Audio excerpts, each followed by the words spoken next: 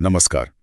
आज हम भारत के एक बहुत संवेदनशील और ऐतिहासिक मामले पर नजर डाल रहे हैं।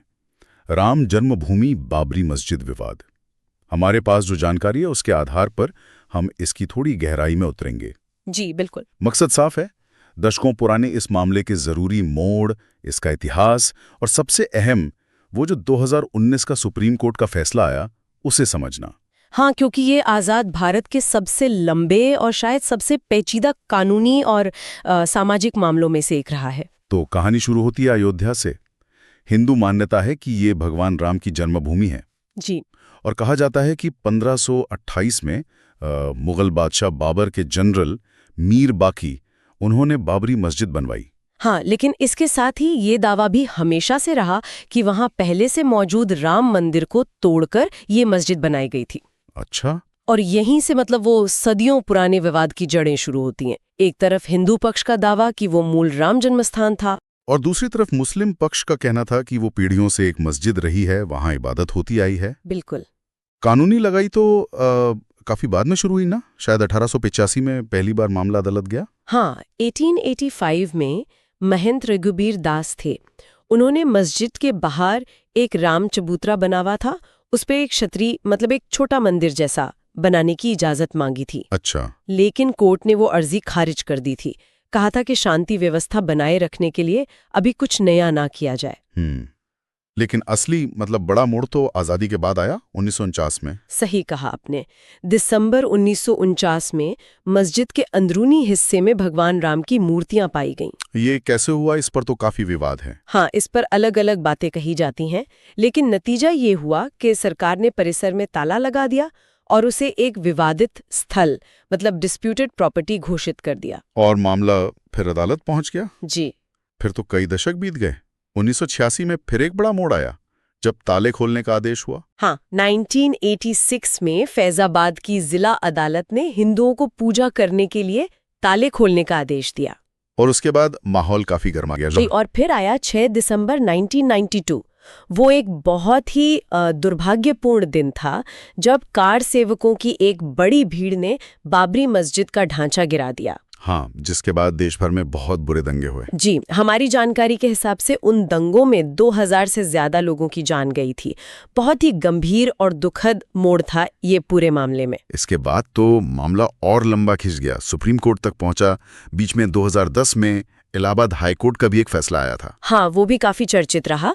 इलाहाबाद हाईकोर्ट ने वो जो 2.77 एकड़ की विवादित जमीन थी, उसे 3 हिस्सों में बांटने का फैसला सुनाया था। 3 हिस्से कौन कौन से? एक हिस्सा रामलला विराजमान को, यानी भगवान राम का प्रतिनिधित्व करने वाली कानूनी इकाई को। दूसरा निर्मोही अखाड़े को, जो एक पुराना हिंदू मठ है और वहां पूजा का दावा करता था।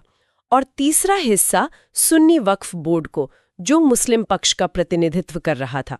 लेकिन इस फैसले से कोई खुश नहीं था शायद। हाँ, मतलब कोई भी पक्ष पूरी तरह संतुष्ट नहीं था।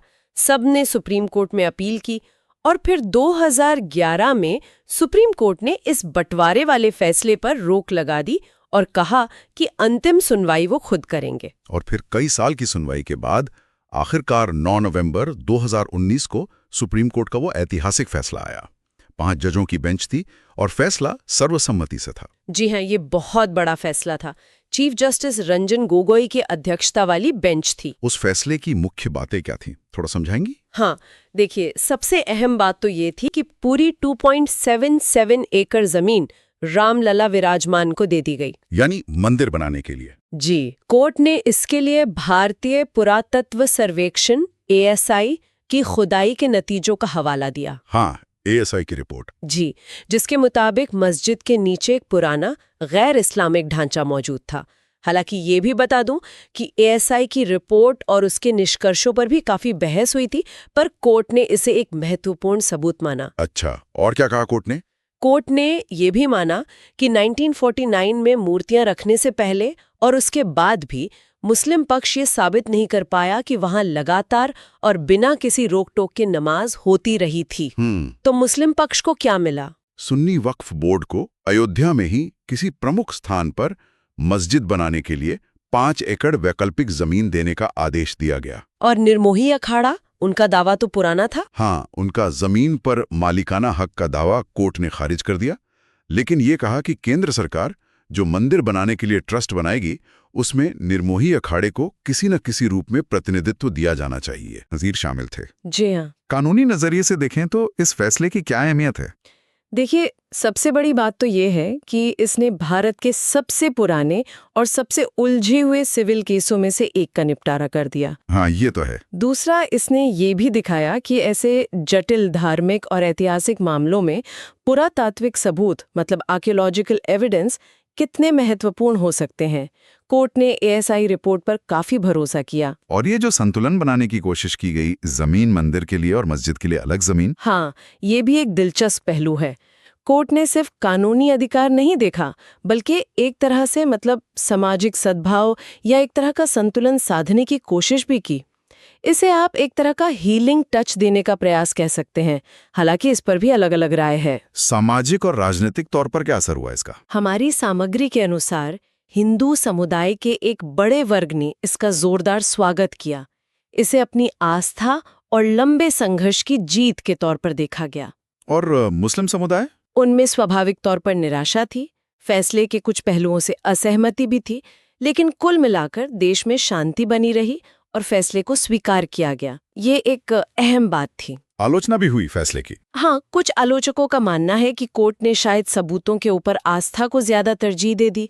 वहीं दूसरी तरफ कई लोगों ने कोर्ट की प्रशंसा भी की कि उन्होंने एक बहुत ही विस्फोटक स्थिति को संभाला और एक व्यावहारिक समाधान दिया जिससे देश में बड़े पैमाने पर अशांति न फैले। इसे अक्सर प्रैक्टिकल फैसला भी कहा जाता है। जी, कानूनी बारीकियों के साथ साथ व्यावहारिक पहलू को भी ध्यान में रखने वाला फैसला। और फैसले के बाद की स्थिति अब क्या है? फैसले के बाद अगस्त 2020 में प्रधानमंत्री ने अयोध्या में राम मंदिर का शिलान्यास किया और मंदिर का निर्माण श्री राम जन्मभूमि तीर्थ क्षेत्र ट्रस्ट की देखरेख में चल रहा है। और मस्जिद के लिए जमीन? हाँ, मस्जिद निर्माण के लिए भी अयोध्या के पास ही धन्यपुर गांव में वो 5 एकड़ जमीन आवंटित कर दी गई है। वहां भी मस्जिद निर्माण की प्रक्रिया चल रही है। तो संक्षेप में ये सिर्फ एक जमीन का टुकड़ा नहीं था। बिल्कुल नहीं, ये इतिहास, धर्म, आस्था और पहचान की एक बहुत गहरी और सदियों पुरानी लड़ाई थी। सुप्रीम कोर्ट ने 2019 में कोशिश की कि एक सर्वसम्मत और संतुलित फैसले के जरिए इस बेहद विभाजनकारी मुद्दे का पटाक्षेप किया जाए। और साथ ही संविधान के धर्मनिरपेक्ष चरित्र को भी बनाए रखने की बात कही। जी हाँ, जैसा कोर्ट ने अपने फैसले में भी कहा था कि आस्था कानून से ऊपर नहीं हो सकती, लेकिन कानून भी आस्था को पूरी तरह नजरअंदाज नहीं कर सकता।